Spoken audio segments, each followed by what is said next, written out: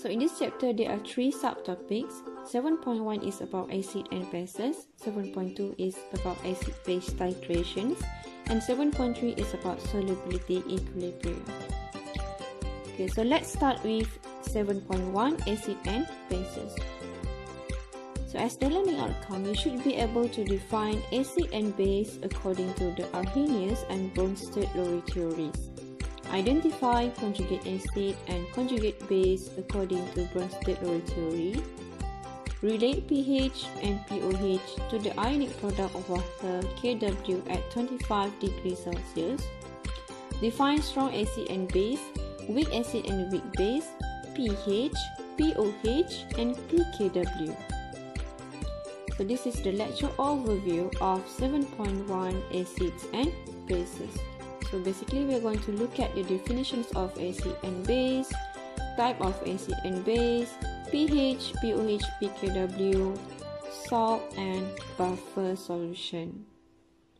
Alright. So these are all the examples of acid and bases that are familiar around us. For examples like lemon juice, black coffee, milk, oven cleaner, soapy water, and these are all categorized as acid and base according to their pH. Okay, now let's look at the definitions of acid and bases. Okay, there are 3 main definitions of acid and bases according to Arrhenius theory, Bronsted-Lowry theory, and Lewis theory. In this lecture, we are only going to focus on definitions of acid and base according to Arrhenius and Bronsted-Lowry theory. Okay, according to Arrhenius theory, acid is a substance that produces H plus or H3O plus ion when dissociates in water or aqueous solution. For example, when hydrochloric acid dissociates in water, the product form is H3O plus Cl minus. So from this equation, you can see that H3O plus is produced. That means HCl is an acid. Next is base. According to Arrhenius theory, base is a substance that produces OH ion in water or aqueous solution. For example, when sodium hydroxide dissociates in water, it forms Na plus OH ion. So OH ion here is produced. That means NaOH is a base. Next, we are going to define acid based on Bronsted-Lowry theory. Acid is a substance that can donate a proton H plus to another substance. For example, HCl plus H2O to form H3O plus Cl minus. So HCl here is an acid, so it donates its H plus to water to form Cl minus.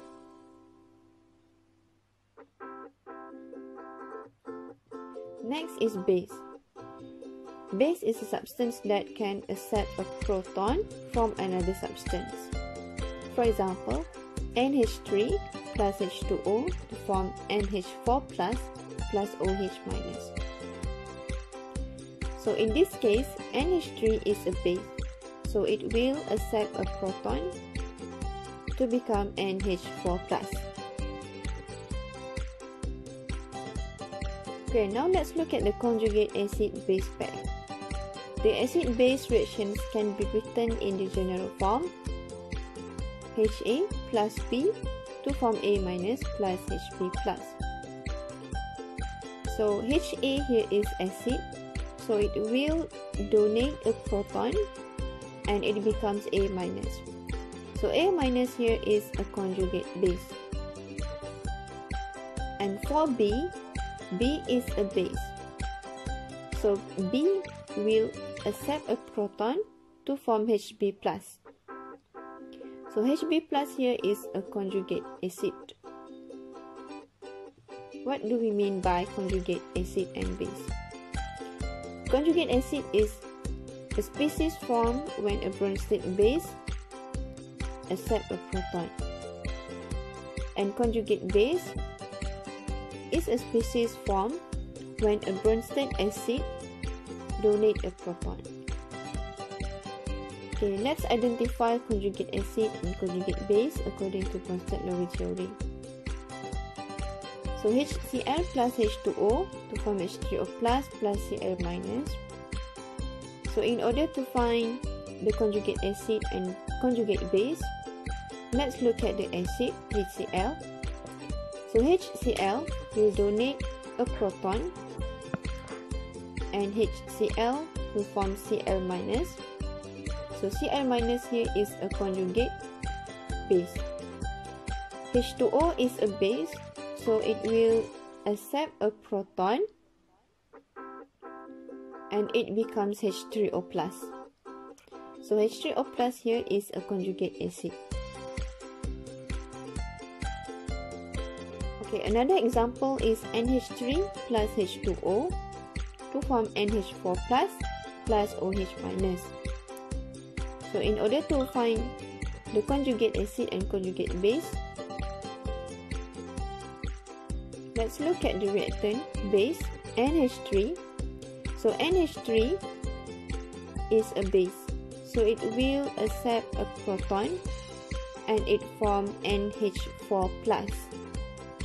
So NH4 plus here is called as conjugate acid. And for H2O, H2O here is an acid, so it will donate a proton and it will become OH minus. So OH minus here is a conjugate base. Please keep in your mind that water can act as acid or a base.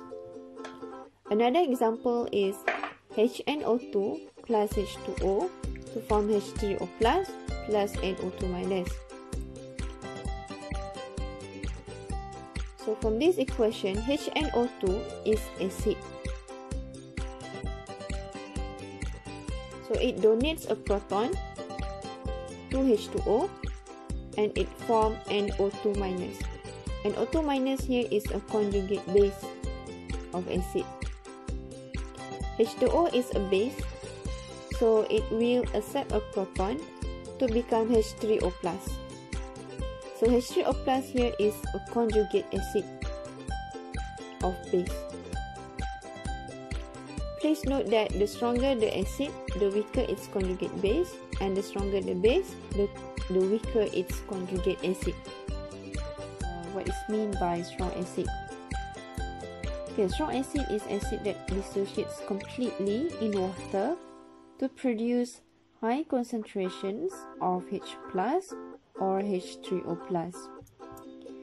It undergoes 100% ionizations, or its degree of dissociations is equal to 1.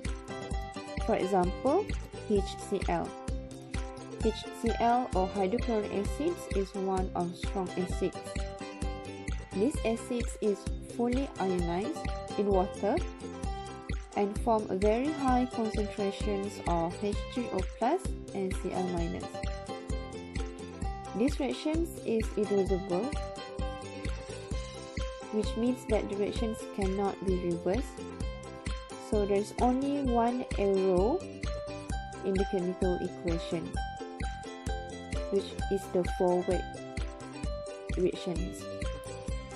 Another strong acid is HNO3, which is nitric acid.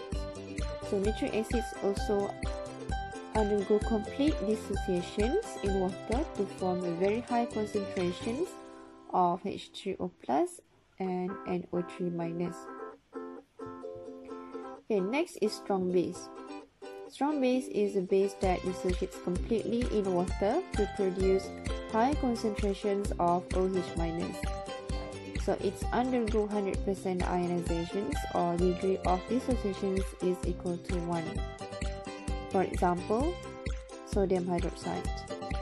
Sodium hydroxide is one of the strong bases that undergo complete dissociations to form Na plus and OH minus.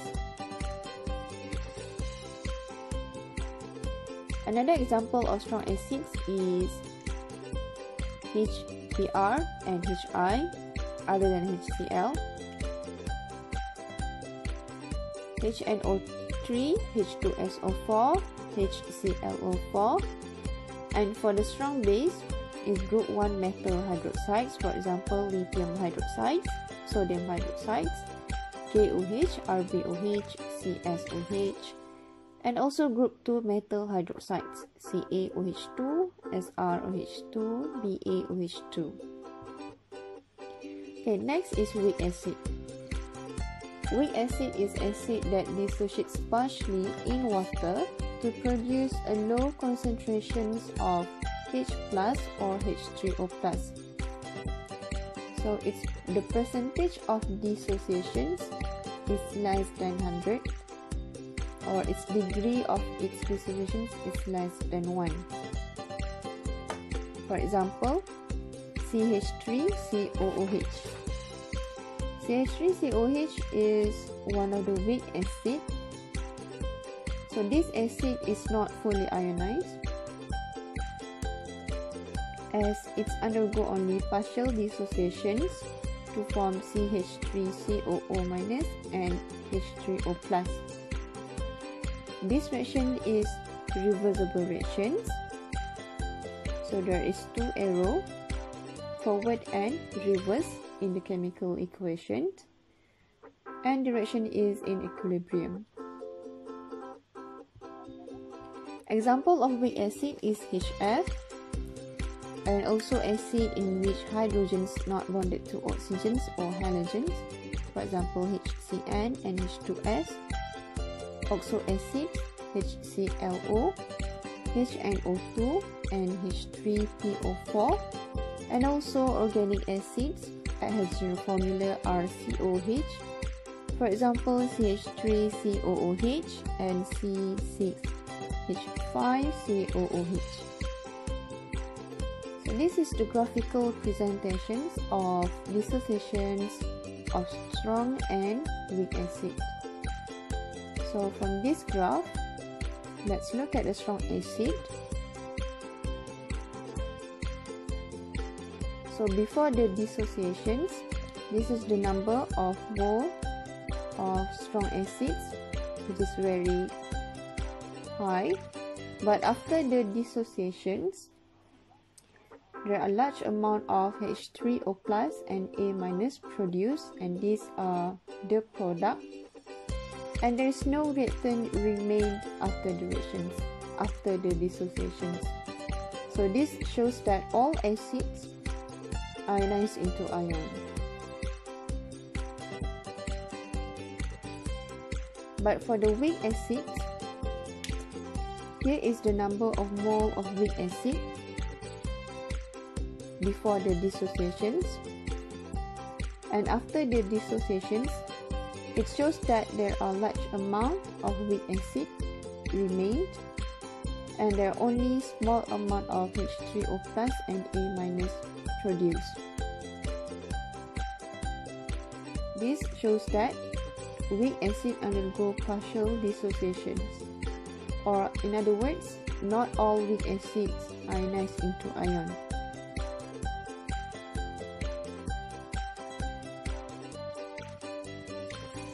Weak base is a base that dissociates partially in water to produce a low concentrations of OH ion. So its percentage dissociations is less than 100, or its degree of dissociations is less than 1. For example, NH3, which is ammonia, that undergo partial dissociations in water to produce NH4 plus OH minus. Please keep in your mind that these reactions is reversible reactions, so there are forward and reverse reaction. Example of weak base is a molecule with nitrogen atom that has a lone pair electrons, for example ammonia, and groups of amines such as CH3, CH2, NH2, and hydrazine, N2H4. pH, POH, and pKw. The hydrogen ion H+ concentrations in a solution is measured using pH scale method. So the formula is pH equal to negative log concentrations of hydrogen ion. So the pH is defined as the negative logarithm of the hydrogen ion H+ or H3O+ concentrations. If the concentrations of hydrogen ion increase, the pH will be decreased. For base, concentrations of OH- is measured using pOH. So the formula here is pOH equal to negative log concentrations of hydroxide. The pOH is defined as the negative logarithm of the hydroxide ion. If the concentrations of hydroxide ion increase, the pOH will be decreased and the pH will be increased.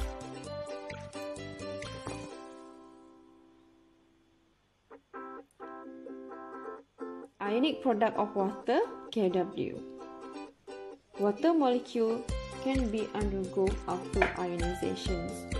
They will transfer a proton from one water molecule to another, producing a hydroxonium and hydroxide ion. So this is the equation for the water ionizations. So when water undergo ionizations, it forms H3O+ and OH-.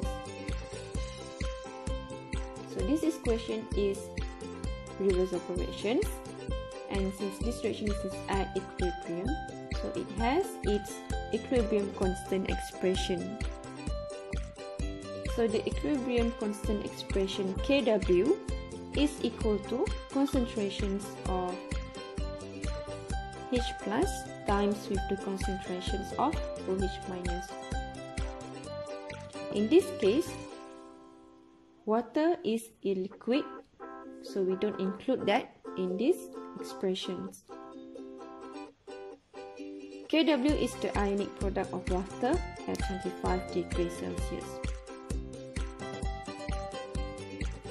In pure water at 25 degrees Celsius, the concentrations of hydrogen ion and hydroxide ion are equal.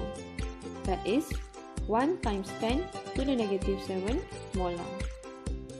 So by using the equilibrium constant expressions Kw of water, that is Kw equal to concentration H+ times concentrations OH-, when we substitute the concentrations value, we can get Kw equal to 1 times 10 to the negative 14 molar square. Next is the relationship between pH, pOH to ionic product of water, Kw. By using the Kw expressions, we put the negative log at both sides of the equations, so we can get negative log Kw equal to negative log H+ plus negative log concentrations OH-. So negative log Kw is equal to pKw, negative log H+ is equal to pH, and negative log OH- is equal to pOH. So at 25 degrees Celsius, since Kw is equal to 1 times 10 to the negative 14 molar square, we substitute these concentrations with the pKw, so we can get negative log times 1 times 10 to the negative 14 equal to pH plus pOH. So negative log 1 times 10 to the negative 14 is equal to 14. So finally, we can get 14 equal to pH plus pOH.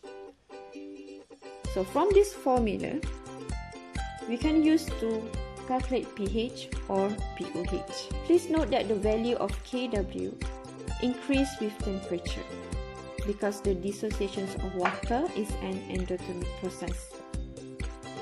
For aqueous solutions at 25 degrees Celsius, for the acidic solutions, the concentrations of H3O+ is greater than concentrations of hydroxide ion. So, the concentrations of H3O+ must be greater than 1 times 10 to the negative 7 molar. And the concentrations of hydroxide ion must be less than 1 times 10 to the negative 7 molar. For the neutral solutions, the concentrations of both ions are equal, that is 1 times 10 to the negative 7 molar.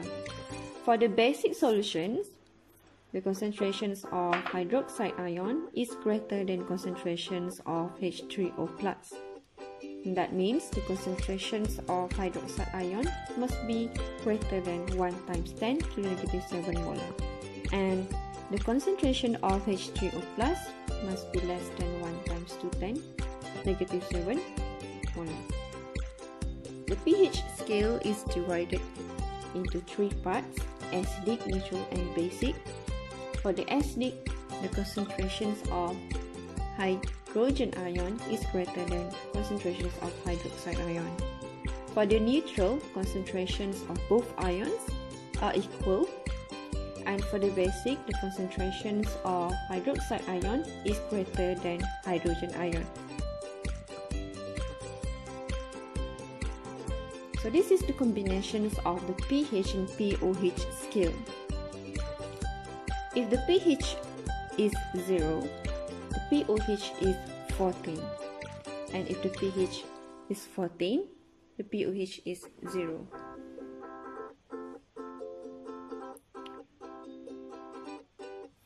If the concentrations of H+ increase, the pH will be decreased. And if the concentrations of hydroxide ion increase, the pH will be increased.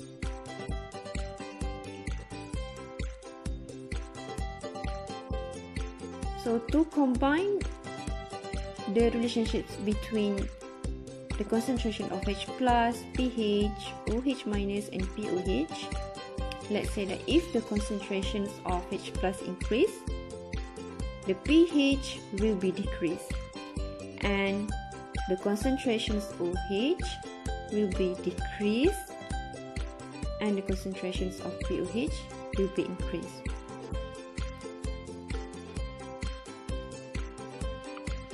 And this one is the formula that we can use to calculate pH or pOH. That is pH plus pOH equal to 14.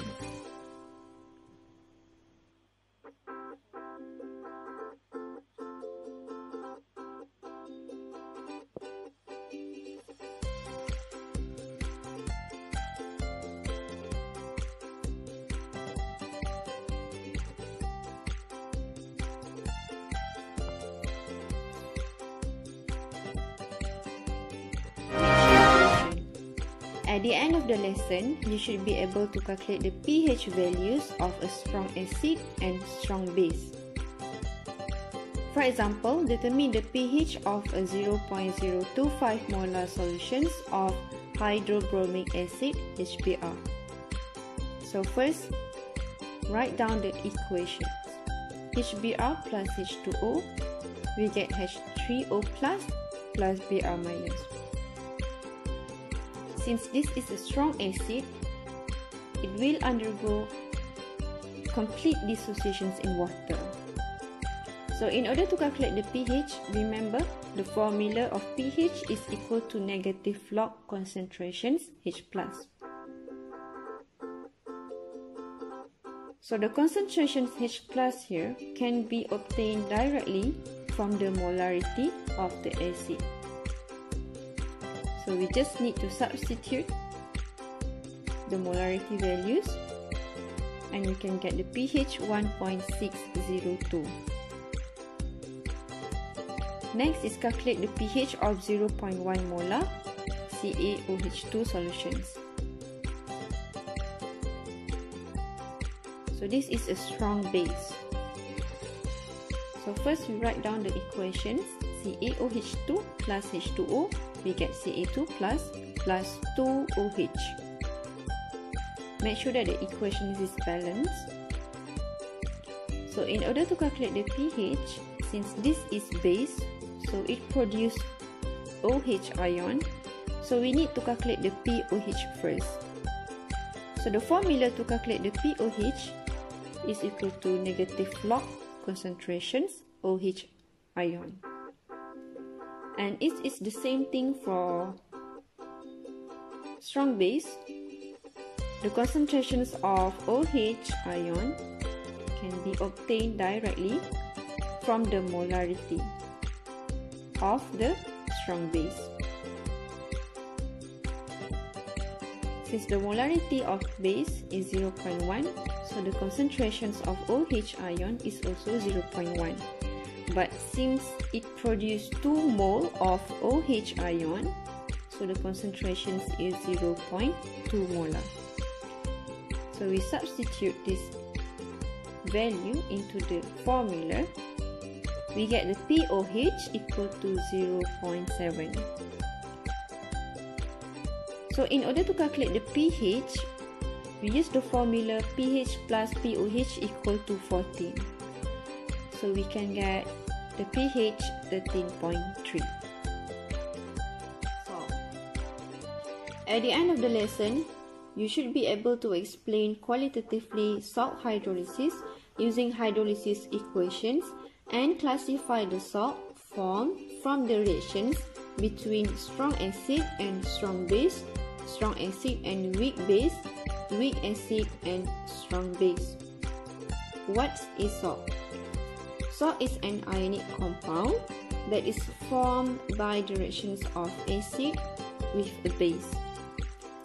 So this is the general equations of neutralizations at HX plus NOH to get NX plus H2O.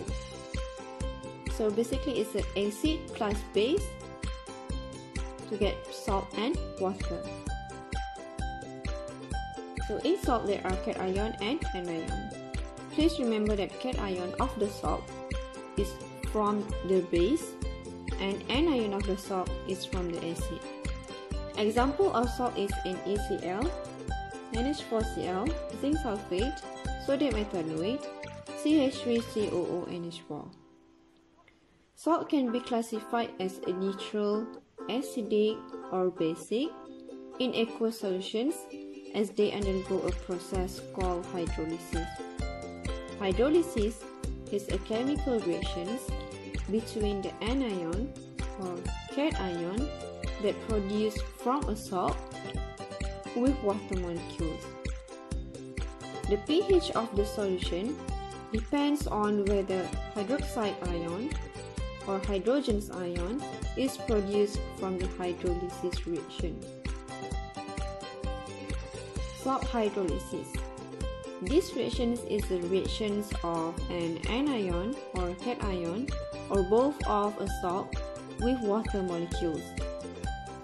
There are 3 types of salt hydrolysis. The first one is salt from strong acid and strong base. Next is salt from strong acid and weak base. And salt from weak acid and strong base. So this is the general equations of salt dissociations. Mx will produce M plus X minus. So M plus here is a cation. When it undergoes hydrolysis with water, it produces NOH plus H plus. And if anion undergo hydrolysis, it produces OH minus.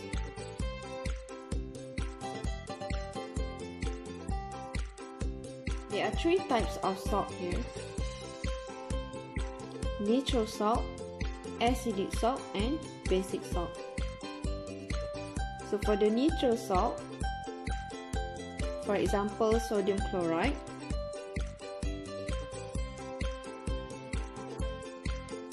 so first we are going to look at the salt formations. For the sodium chloride, it formed from NaOH and HCl. NaOH here is a strong base. and HCl is a strong acid. Next, the salt formed from the neutralizations of base and acid will undergo dissociations. So NaCl will undergo dissociations to form Na plus and Cl minus. Na plus here is a weak conjugate acid and Cl minus is a weak conjugate base. Okay. Na plus is a weak conjugate acid because it comes from strong base NaOH. Remember that the stronger the base, the weaker the conjugate acid. And Cl minus is a weak conjugate base because it comes from HCl, which is a strong acid. And remember, the stronger the acid, the weaker the conjugate base. Next is the process of hydrolysis. Since both ions are weak conjugate ions, they do not undergo hydrolysis process. So, pH of a solution depends on the auto-ionizations of water. So we know that in the auto-ionizations of water, H3O plus and OH minus are produced. So in order to calculate the pH of the solutions, we can use the Kw equal to concentrations H3O plus times concentrations OH minus. And we know that these concentrations are equal. That is 1 times 10 to the power of negative 7 molar. So in order to calculate the pH, remember that the formula of pH is pH equal to negative log H plus. So the concentrations of H plus here is 1 times 10 to the power of negative 7. So the pH is 7. Since the pH of the solution formed is 7, so therefore NaCl is a neutral salt. Example of acidic salt is NH4Cl. So the formation of salt can be formed from NH3 and HCl. NH3 is a weak base and HCl is a strong acid.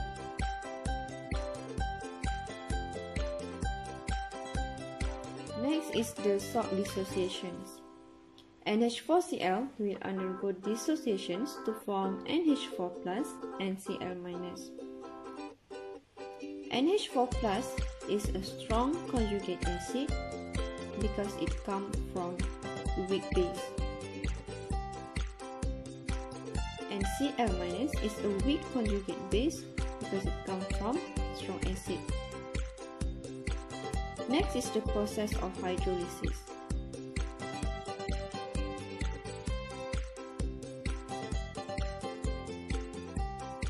So the ion that will undergo the process of hydrolysis is the strong conjugate acid NH4 plus.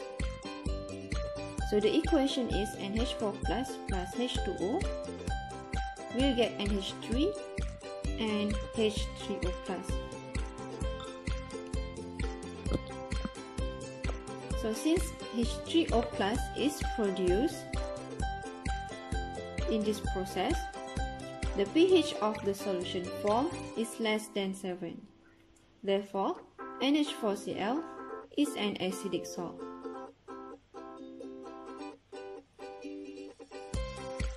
Next is basic salt. Example of basic salt is Na2CO3. First, we write down the salt formations. So Na2CO3 is come from weak acid H2CO3 plus NaOH strong base. And then this salt will undergo dissociations to form CO3 2- plus Na plus. So in order to balance the equations, there are 2 mole of Na plus. Alright, CO3 2- here is a strong conjugate base because it comes from weak acid H2CO3. Na plus here is a weak conjugate acid because it comes from strong acid NaOH. The next process is hydrolysis, and this is where we are going to determine the type of salt. So the one that undergo hydrolysis is the strong conjugate base. So CO3 2- plus H2O, we get HCO3- plus OH-. So from this hydrolysis, hydroxide ion is produced. And that means the pH of the solution formed is more than 7. So therefore, Na2CO3 is a basic salt.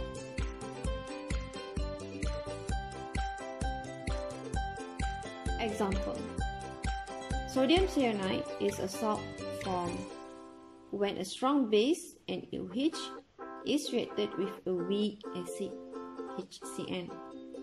Write a balance equation to show the reactions between sodium hydroxide and HCN and classify the salt form.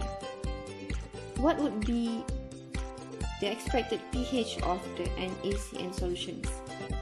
Explain the answer using equations. Okay, so first,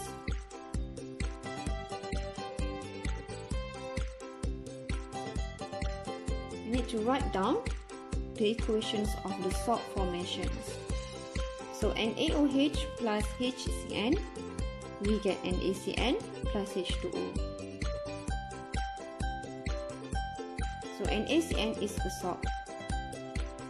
The second equation, NaCN will undergo dissociations to form Na plus and Cn minus.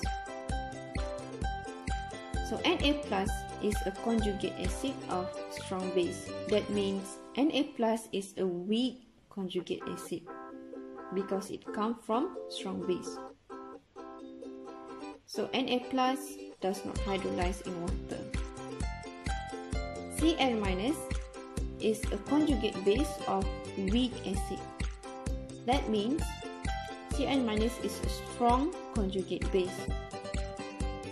So this strong conjugate base will hydrolyze in water. So the equations of the hydrolysis of Cn minus is Cn minus plus H2O. We get HCN plus OH minus. So the solution is basic because the hydrolysis of Cn minus produce OH minus.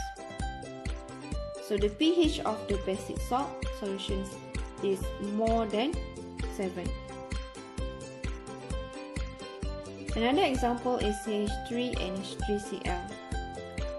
It is a salt formed when a weak base is reacted with a strong acid. Weak base here is CH3NH2 and strong acid here is HCl. Write a balance equation to show the reactions between CH3NH2 and HCl. Classify the salt form. What would be the expected pH of the CH3NH3Cl solutions? Explain the answer by using equations.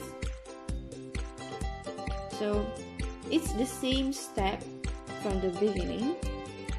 Write down the salt formations. So the salt can be formed from acid and base. So CH3NH2 plus HCl, we get the salt CH3NH3Cl. The second step is the dissociation of salt into ions. So this ion CH3NH3Cl will produce CH3NH3 plus Cl minus. Cl minus is a conjugate base of strong acid HCl. So it is a weak conjugate base. So Cl does not hydrolyze in water. CH3NH3 is a conjugate acid of weak base. So that means this is a strong conjugate acid. So it will hydrolyze in water. So the equation is CH3NH3 plus H2O. We get CH3NH2 plus H3O plus. So since this process produces H3O plus, the solution is acidic. So the pH of acidic solutions is less than 7.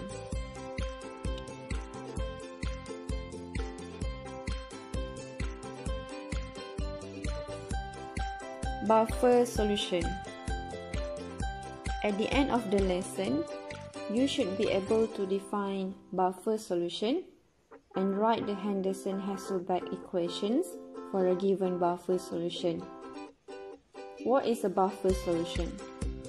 It is solution which has the ability to maintain its pH when a small amount of strong acid or strong base is added to the solutions.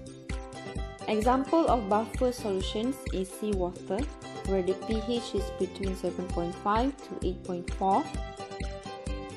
And another example is fit for injections. The pH is between 4 to 8. Buffer solutions are important in biochemical and physiological process. Organisms and humans have built-in buffers to protect them against changes in pH. So the human blood pH is 7.4. If the pH is less than 7.0 or more than 7.8, the human can die. Human blood is maintained by combinations of CO3 2-, PO4 3-, and protein buffers. So human blood here is one of the example of buffer solution. There are two types of buffer solutions: acidic buffer solutions and basic buffer solution. For the acidic buffer solutions, the pH is less than 7. In these acidic buffer solutions, it contains a weak acid and a salt of its conjugate base. For the basic buffer solutions, its pH is more than 7. And for these basic buffer solutions, it contains a weak base and a salt of its conjugate acid. Example of acidic buffer solutions is acetic acid and sodium ethanoate.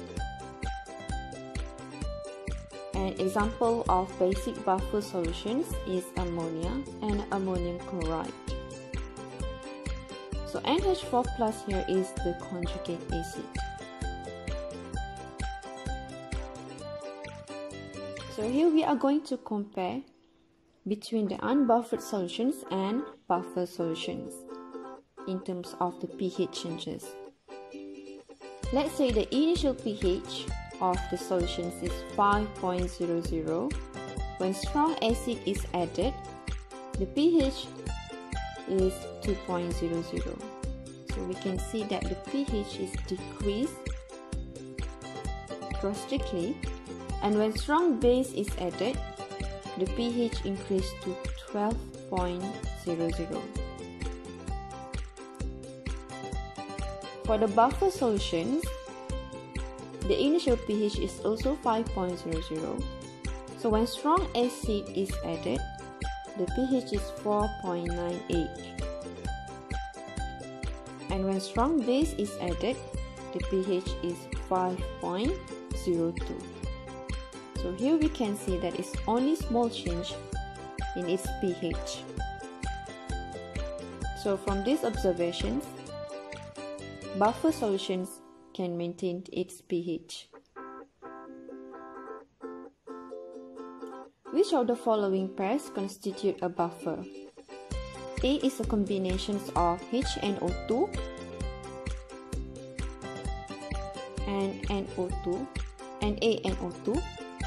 B is the combinations of sodium hydroxide and NaCl. C is the combination of HNO3 and NH4NO3. D is the combinations of HCl and KCl. Please keep in your mind that a buffer solution contains a weak acid and its salt, or weak base and its salt. So the answer is here is only A. For B is combinations of NaOH and NaCl. So NaOH here is a strong base. So strong base cannot be used as buffer. For C is combinations of HNO3 and NH4NO3. So HNO3 nitric acid is a strong acid, so it cannot be used as buffer. And for D is combinations of HCl and KCl. So HCl here is a strong acid and it cannot be used as buffer solutions.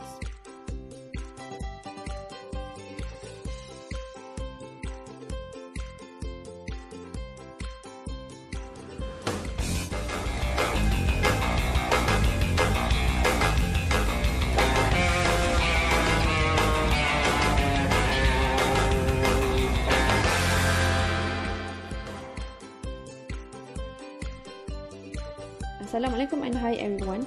So in this video we are going to learn about acid-base titrations. So at the end of the lessons, you should be able to describe the titration process, distinguish the endpoint and equivalence point. Titrations is a procedure for determining the concentrations of a solutions of unknown concentration using another solutions with known concentration that called as standard solution. So this is the titration setup. So the solutions in the burette is called as titrants and usually we know its concentration. And the solutions in the conical flask is called as aniline and it has unknown concentration. So there is also an indicator that we use to determine the endpoint of titration. So let's see the titration process. At first, measure out 25 cm³ of hydrochloric acid using a pipette and transfer to a conical flask. So the solutions in the conical flask is called as aniline. Next, we fill burette with sodium hydroxide solution and we take initial reading on burette and record to 2 decimal places. So the solutions in the burette is called as titrant. Next step, we add a few drops of phenolphthalein that we use as indicator, and then we start the titrations by adding sodium hydroxide until the indicator changes its color. So for the phenolphthalein, the initial color is colorless, but after that, it changed to pale pink. So we stop the titrations here, and we take the final reading of burette. So the moment of the phenolphthalein change its color to pale pink, this point we call this as endpoint, which also equal to equivalence point. What is meant by equivalence point? The equivalence point is the point at which the amount of acid and base present exactly neutralize one another. So at this point, the number of mole OH- is equal to number of mole H3O+. Since it neutralizes one another, it will produce H2O. And at this point, the neutralization is complete and no excess of acid or base. Next is endpoint. The endpoint of titrations is the point at which the indicator changes color. So let's say we want to neutralize acid with base. So we put a few drops of phenolphthalein into the analyte, into the conical flask before we start the titrations. So initially the color of solutions in the conical flask is colorless, but after that the solution start to change to pale pink. So we stop the titrations immediately, and this point is called as end point of titration. But if you continue to put the base into the conical flask, you'll get kind of a deep pink, and this is the pass end point.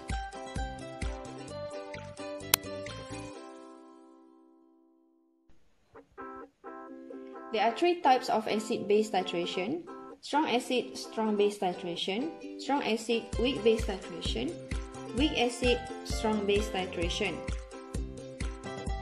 So please take note that weak acid, weak base titration is not normally done because the equivalence point cannot be accurately observed. So let's see the titration curve of strong acid and strong base. Example, acid-base titration is carried out by adding 0.1 molar sodium hydroxide dropwise to 25 ml 0.1 molar hydrochloric acid. Sketch the titration curve to show the variations of pH against the volume of sodium hydroxide added. So in this case, sodium hydroxide is in the burette and it is a titrant, and the hydrochloric acid is in the conical flask and it's also called as analyte. So here is the chemical equations for the titrations. So HCl plus sodium hydroxide, we get NaCl plus H2O, and this is the titration curve. So we plot pH against volume of alkali added. Remember that alkali here is called as a titrant. There are four important points that we are going to be discussed here. So the first point is point A. This is the beginning of the reactions. Okay, so at this point, only strong acid present in the conical flask, so it has high amount or high concentrations of H plus and low pH value. So the starting pH is at 0 or between 0 to 1. Next is point B. This is any point before equivalence point after additions of titrant, sodium hydroxide. So as you put some amount of sodium hydroxide into the acid, what happens to the pH? The pH will increase gradually as acid is neutralized by the added base. And then as you reach the 25 ml volume of alkali, you got the equivalence point. So this is the point C. So at this point, there is equivalence amount of acid and base being mixed stoichiometrically. So the concentrations of H plus is equal to the concentrations of OH minus. And the pH value is determined by the type of salt formed by the reactions. So for these titrations, since it's between strong acid and strong base, we get a neutral salt. So since it's neutral salt, the pH of equivalence point is equal to 7. And D is the point after equivalence point. So at this point, you continue to put the sodium hydroxide into the conical flask. So what happened to the pH? The pH will increase slowly because there are more amount of OH minus compared to H plus.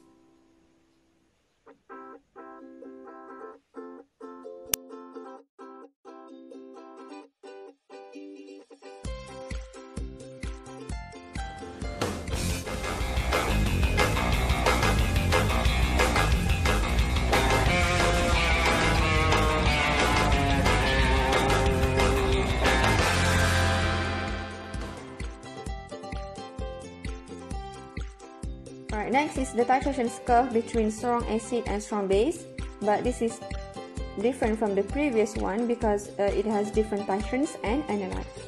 Alright, so acid-base titration is carried out by adding 0.1 molar HCl dropwise to 25 ml 0.1 molar sodium hydroxide.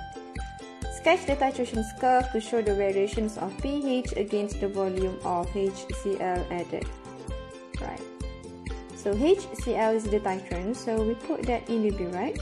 And sodium hydroxide is the analyte, so we put that in the conical flask. So here is the chemical equations. HCl plus NaOH, we got NaCl plus H2O. And this is the titration curve. pH against the volume of acid added. Okay, so this time the titrant is acid. So there are 4 important points that we are going to be discussed here. So point A is the beginning of the titrations. So at this point there's only strong base present in the conical flask, and it has low concentrations of H+, and it has high pH value.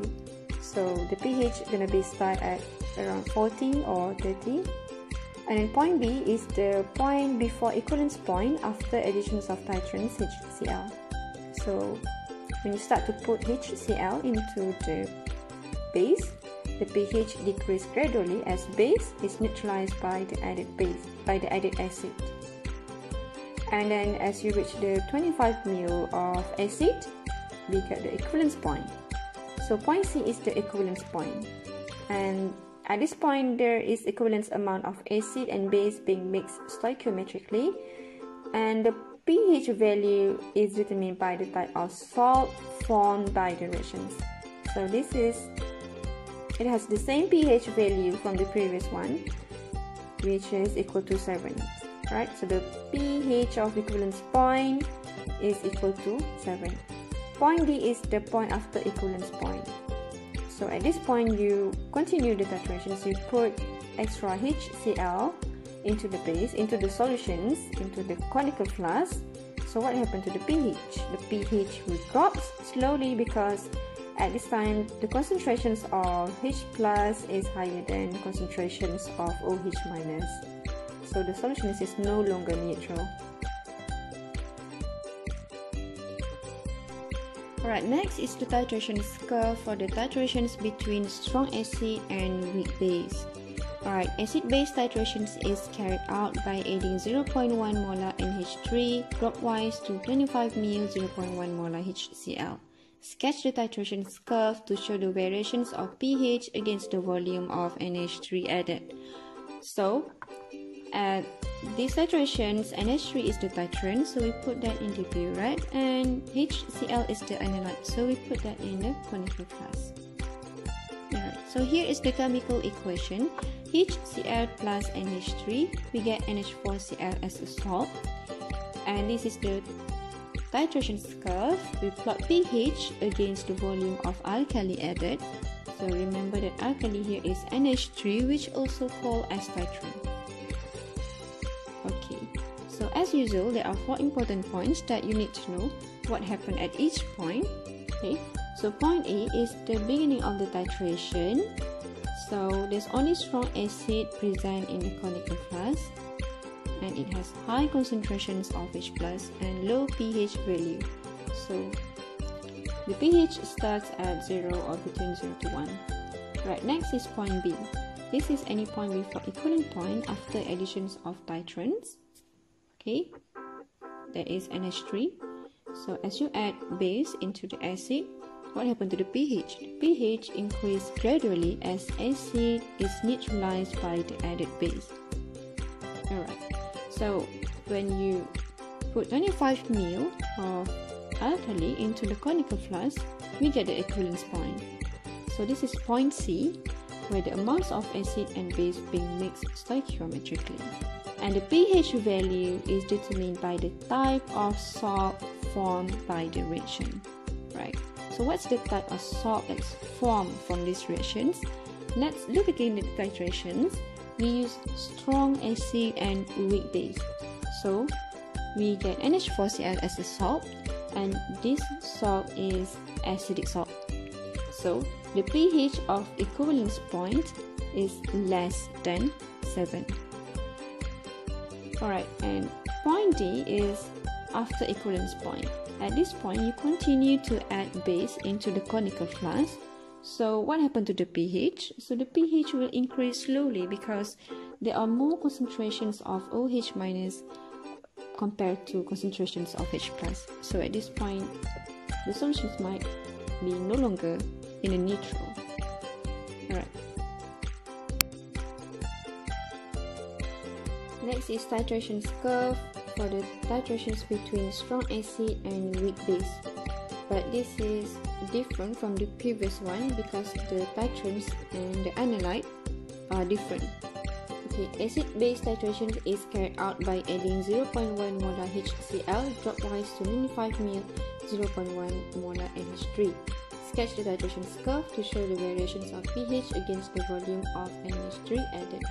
So at these titrations, HCl is the titrant, so we put that in the burette, and NH3 is the analyte, so we put that in the conical flask. So here is the chemical equation. HCl plus NH3, we get NH4Cl as a salt. So here's the pH, the titration curve. So we plot pH against the volume of acid added. Right? So this time, the titrant is acid. So at point A, this is the beginning of the titration. So there's only weak base NH3 present in the conical flask. So it has low concentrations of H plus and high pH value. Okay, so the pH of weak base is slightly smaller compared to pH of strong base. So the pH is going to be start between 11 to 12, right? Next is point B. At this point, it is a point before equivalence point after additions of titrants. So as you add HCl into the base, the pH decreases gradually as weak base is neutralized by the added acid. Okay. At point C, when the volume of acid that you add into the base is 25, exactly 25 ml, we get the equivalence point.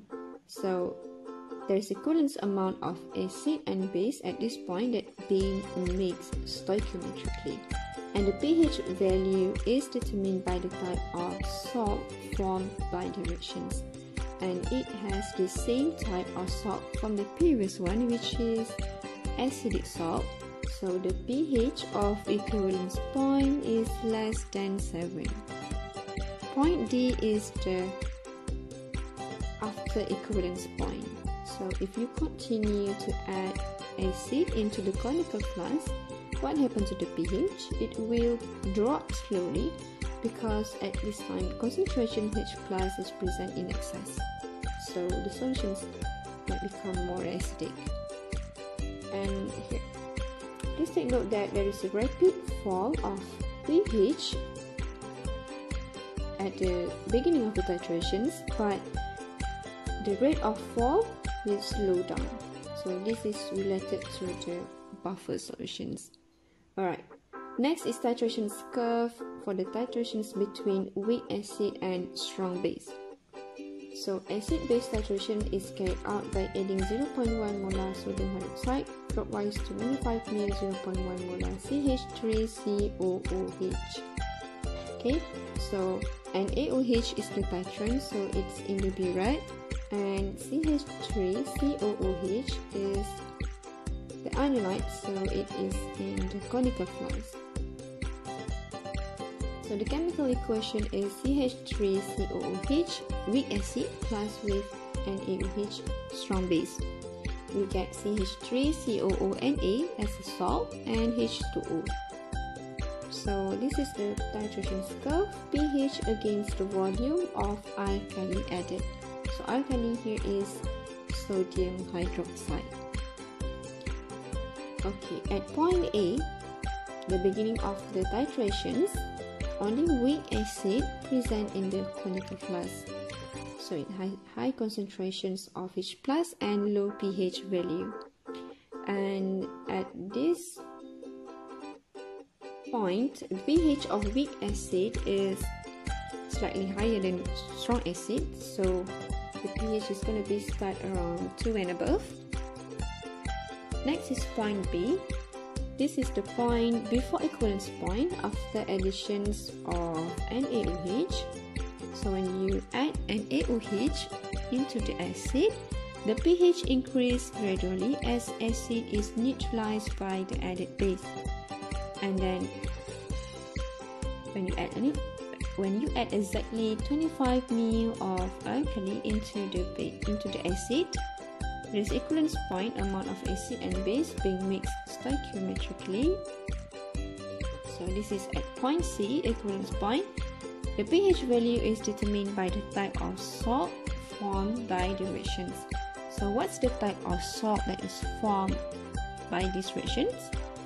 So look again at the titrations. It is between weak acid and strong base. We get a CH3COONA as a salt. So this salt is basic salt. So the pH of equivalence point is more than 7. Okay, next is D. It is point at which after equivalence point, so the pH will increase slowly because you continue at the sodium hydroxides. So concentrations of hydroxide ion will present in excess. So the solutions will become more basic.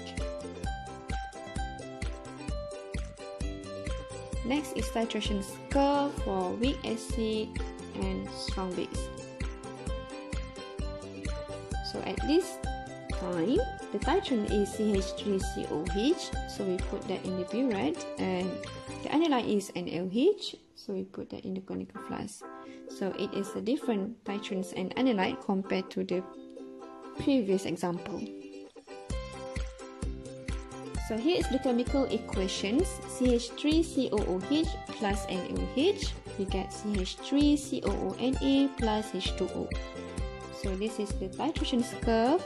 We plot pH against the volume of acid added. So this time the titrant is acid. So at point A, only strong base present in the conical flask. So it has low concentrations of H plus and high pH value. So the pH starts at 14 because it's strong base. Okay. At next point B. So at this point, this is point before equivalence point after additions of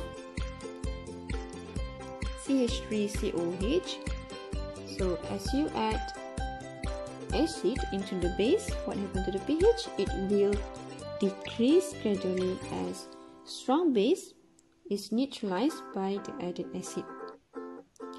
At point C, when you add exactly 25 ml of acid into the conical flask, there is equivalent amount of acid and base being mixed stoichiometrically, and the pH value is determined by the type of salt formed by the reactions.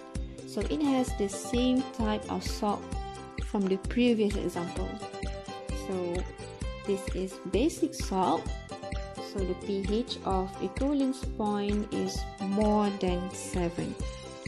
Next is D. It is after equivalence point. So this point, as you continue to add acid, the pH will drop slowly because concentration H plus will present in excess.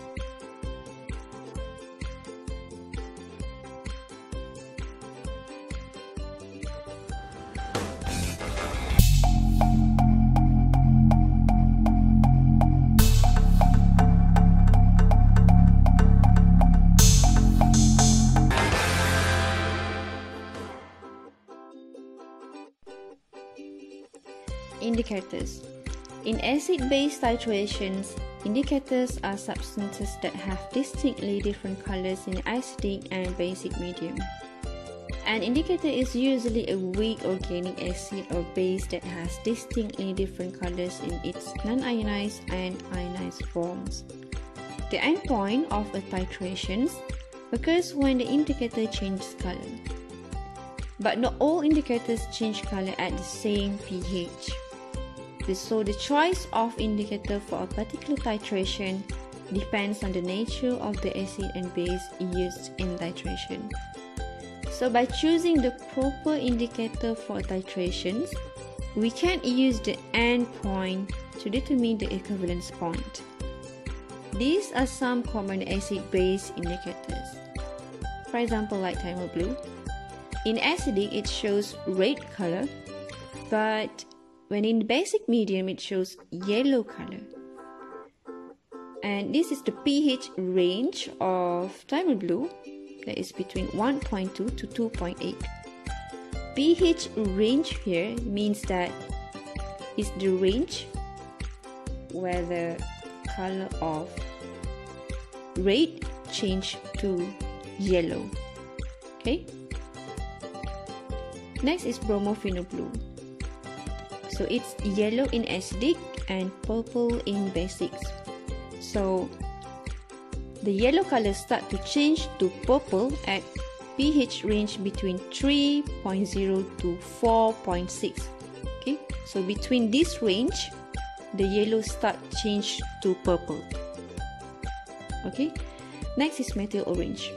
In acidic, it shows orange, but in basics, it shows yellow color. And the orange color start to change to yellow in range pH of 3.1 to 4.4. Next is methyl red. It shows red in acidic and yellow in basics. So they start to change the color between pH range of 4.2 to 6.3. Next is chlorophenol blue. It's yellow in acidic and red in basics. So the pH range is 4.8 to 6.4. Bromothiamine blue, yellow in acidic and blue in basics. 6.0 to 7.6 is the pH range for bromothiamine blue. Present rate yellow in acidic and red in basic. So pH range is 7.2 to 8.8. Next is the last one, phenolphthalein. It shows colorless in acidic and pink in basic. And the colorless of these phenolphthaleins start to change to pink in range of pH 8.3 to 10.0. Choosing the suitable indicator. Choose indicator which the end point pH range lies on the steep part of the titration curve. So we have learned about the titration curve before. Okay, so each titration curve has its own steep part.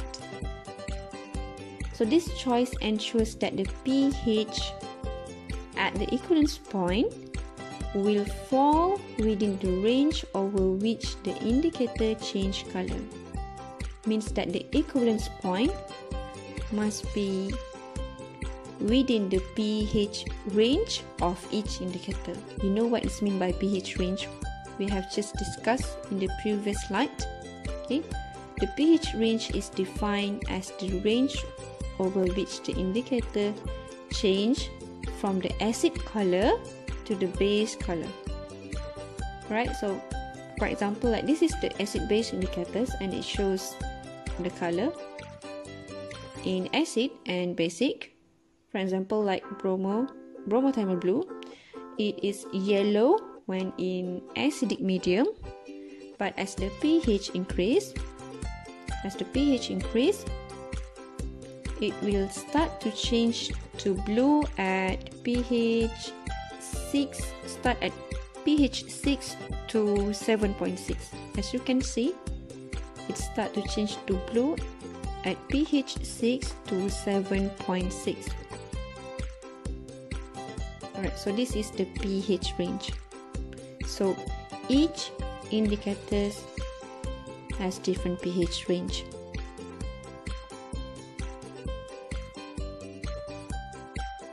This is the titration curve of titrations between strong acid and strong base.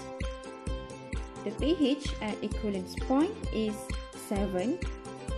So the most suitable indicator is bromothiamine blue because its pH range is between 6.0 to 7.6. At this pH range, the yellow color of bromothermal blue start to change to blue. So this is where we can find the endpoint and also the equivalence point. Remember, in order to choose the suitable indicator, we must ensure that the pH at the equivalent point is fall within the pH range of the indicator. So we have learned about the pH range of the indicator before, and you can refer to the table that provide the pH range for each indicator. But other than bromothermal blue, we can use another indicator if the pH range of the indicator lies between the endpoint pH range. So where is the endpoint pH range? It lies on the steep or vertical part of the titration curve. So other than bromothermal blue, we can also use phenolphthalein. But if you want to use methyl violet, it's not a suitable indicator because its pH range is not within the endpoint of pH range.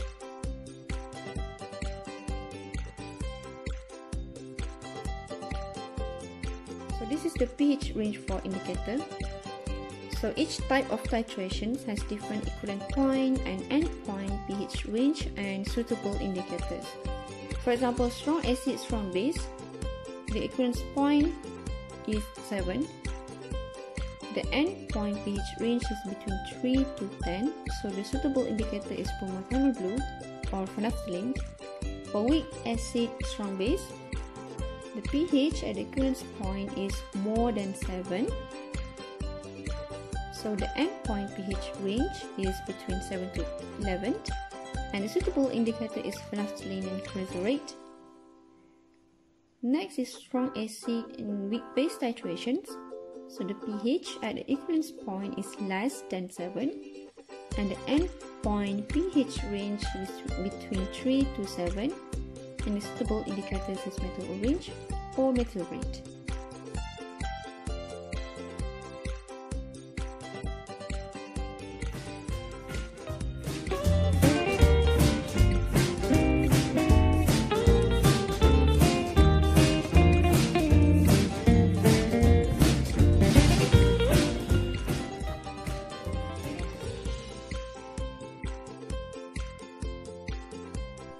Assalamualaikum and hi everyone. So in this video we are going to learn about solubility equilibrium. At the end of the lesson, you should be able to define solubility, molar solubility and solubility product KSP. Define and explain the common ion effect. This is the process of dissolving of a slightly soluble salt.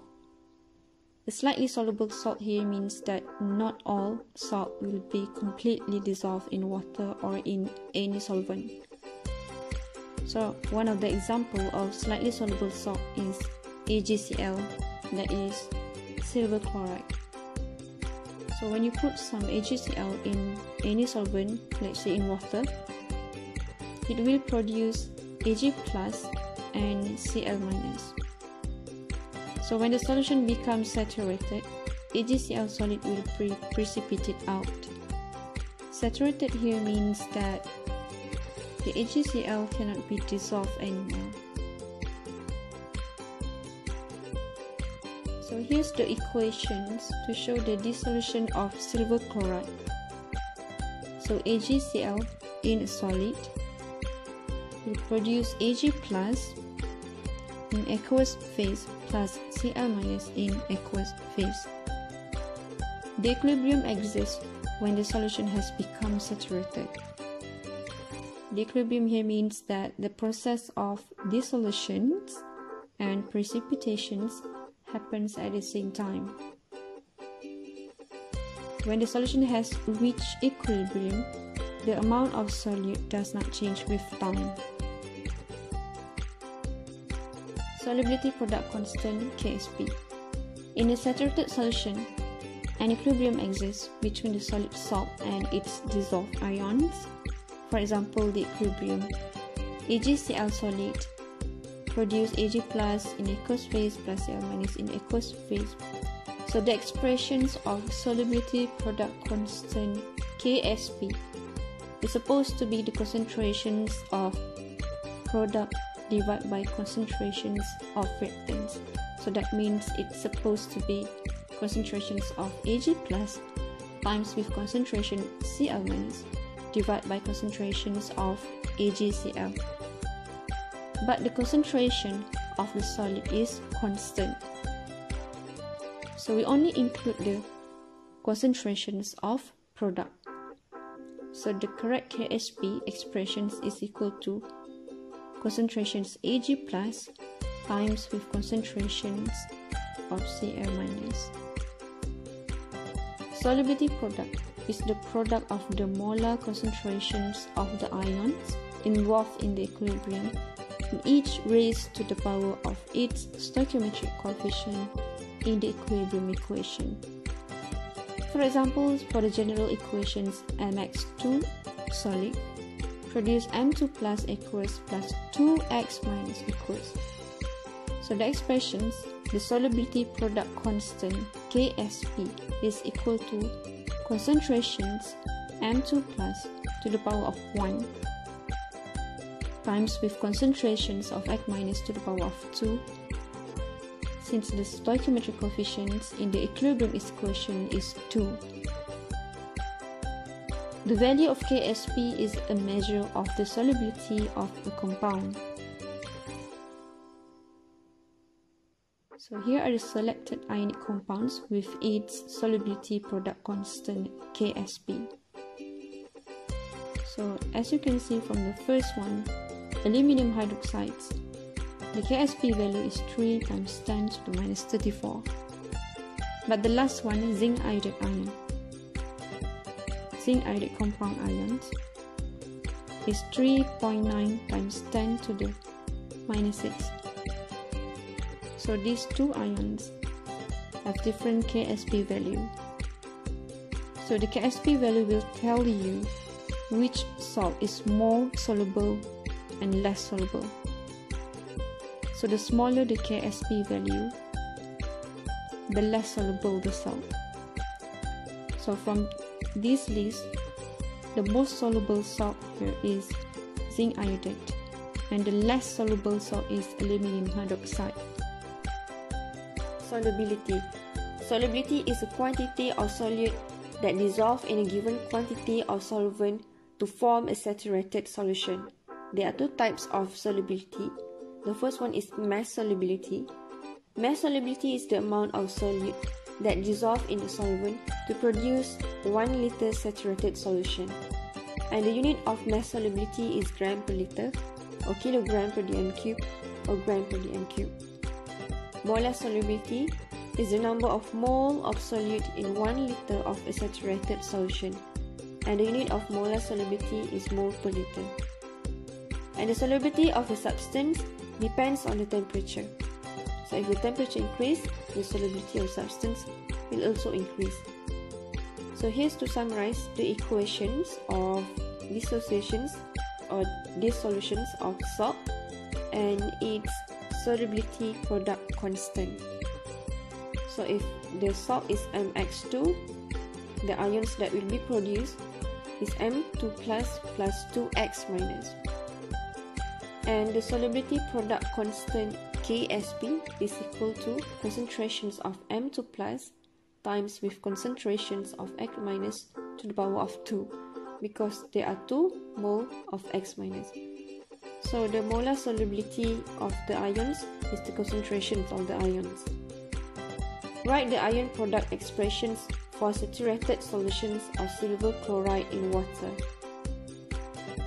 So write down the equations of the dissolutions of salt, AgCl, in solid, produce Ag plus aqueous plus Cl minus aqueous.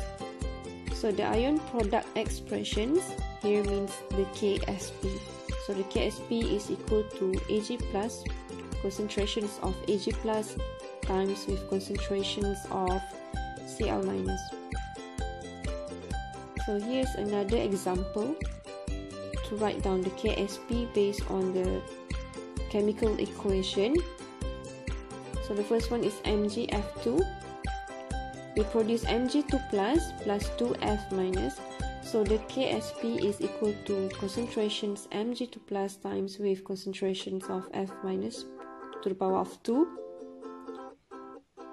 The second one is Ag2CO3. We produce 2 mole Ag plus ions and CO3 2 minus ions. So the KSP is equal to concentrations of Ag plus to the power of 2 times concentrations of CO3 2 minus, and the third one is Ca3PO4. We produce 3 mole of Ca2 plus 2 PO4 3 minus. So the KSP is equal to concentrations of Ca2 plus to the power of 3 times with concentrations of PO4 3 minus to the power of 2.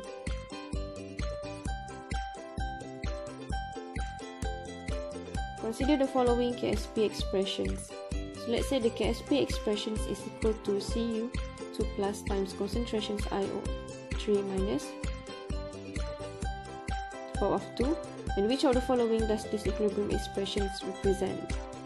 So from the KSP expressions, there is 1 mole of Cu2 plus and 2 mole of IO3 minus. So the answer is D.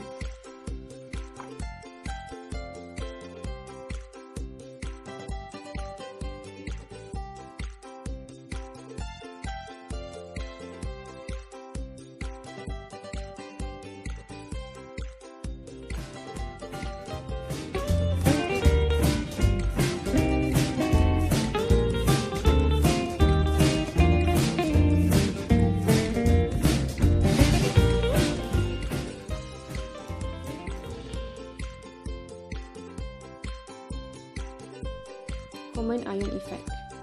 Common ion is an ion that is common to one or more components in a mixture of a solution of ions. Common ion effect is the reductions in the solubility of salt in the presence of a common ion. So let's say if a soluble chloride salt such as sodium chloride is added to saturated solutions, AgCl solutions. Let's see the equations first. So as we know that AgCl will produce Ag plus and Cl minus.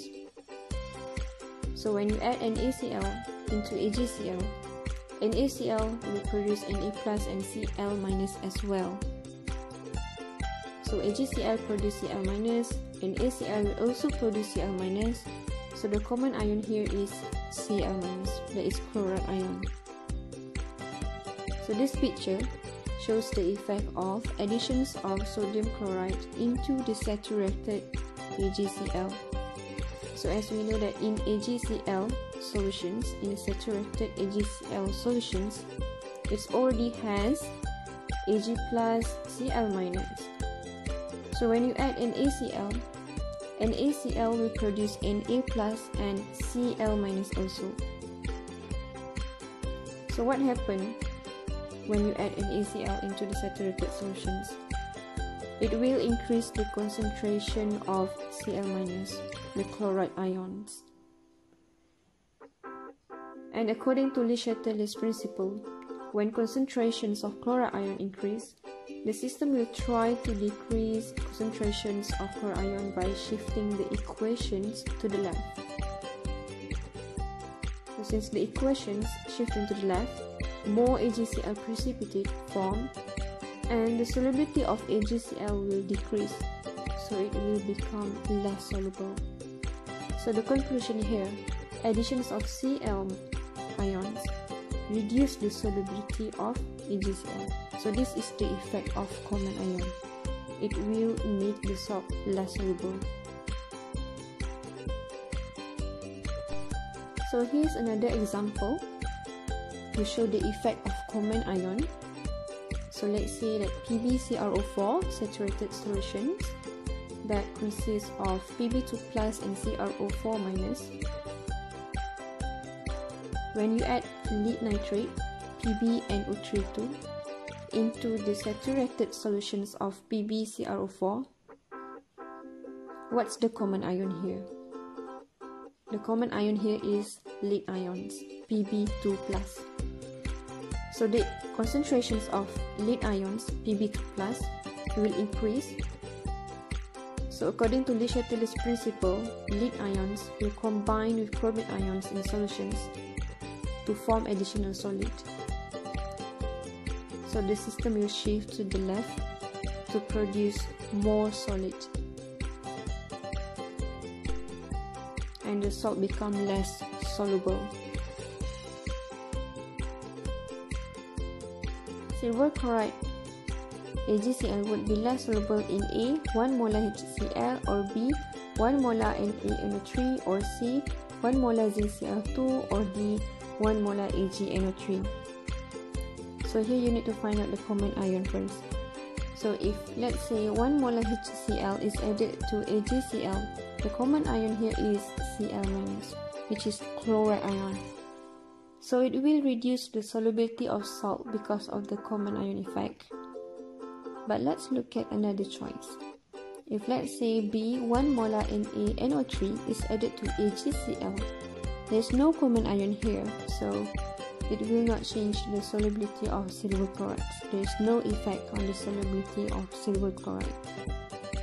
For C, if 1 molar ZCl2 is added to AgCl, the common ion here is Cl-, which is the chloride ions, so it will also reduce the solubility of silver chloride. And for D, 1 molar AgNO3 is added to AgCl, so the common ion here is Ag+. So it will also reduce the solubility of silver chloride. But which one will make this salt less soluble?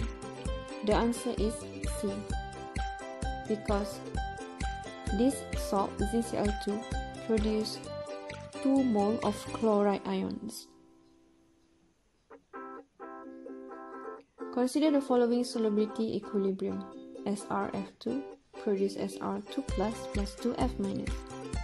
So the equilibrium will shift left upon the additions of A, H2O, or B, SrF2, or C, CrCl2, or D, NaNO3. So the answer here is C, SrCl2, because the common ion here is Sr2+. Identify the most soluble sulfide. So remember, in order to find the most soluble salt, we need to look at its Ksp value, right? Keep in your mind that the higher the value of Ksp means that the bigger the value of Ksp, the higher the solubility of salt. So from these choices that we have here, which one of this salt is the most soluble? So the answer is D, as the Ksp value is 2.3 times 10 to the minus 13. It has the biggest value of Ksp, so it is the most soluble salt compared to the rest of salt.